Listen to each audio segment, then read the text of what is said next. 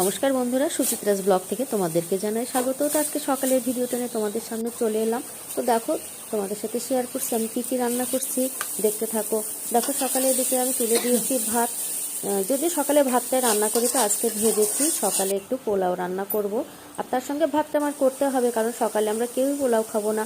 বেশিরভাগ পোলাও করলে আমি কিন্তু দুপুরেই করি বা রাত্রিতে করি। আর বেশিরভাগ দুপুরেও করা হয় না। দুপুরে আর পোলাওটা আমি আর তোমার দাদাবাবু খুবই কম পছন্দ করি, ছেলে মেয়ের জন্যই করতে হয়। তো অল্প পরিমাণে রেখে দিলে যদি তোমার দাদাবাবু খাই, রাত্রিতে অফিস থেকে এলে রাত্রিতে হয়তো খাবারে একটু দেই। আর অনেক সময় খেতেও চায় না, সাদা ভাতটা বেশি করে। আর বিশেষ করে পোলাওটা আমি পছন্দ করি না অ্যাসিডিটির ভয়ে।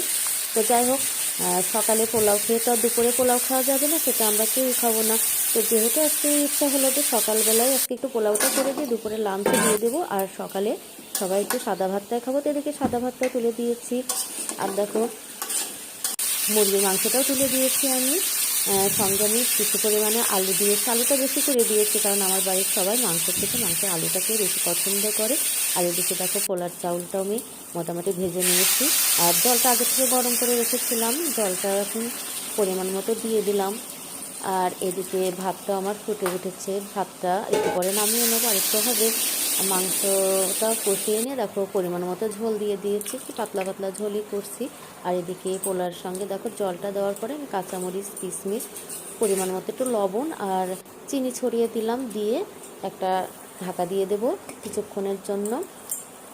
আঁচটা মিডিয়ামে রেখেছি, প্রথমে একটু বেশি করে দিয়েছিলাম আঁচটা, এবার একটু আঁচটা মিডিয়ামে রেখেছি। এদিকে দেখো মুরগির মাংসটা হয়ে গেছে, সাদা ভাতটাও নামিয়ে নিয়েছি।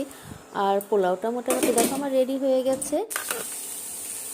তো এদিকে ভাজা তো একটা করতেই হবে, তো কুচি করে একটু আলু ভাজি করে নিলাম। এখন তোমার দাদাবাবু তো মোটামুটি রেডি হয়ে গেছে, খাবারটা তাড়াতাড়ি বেরিয়ে দিচ্ছি। তো বন্ধুরা, ভিডিওটা তোমাদের কেমন লেগেছে অবশ্যই জানিও।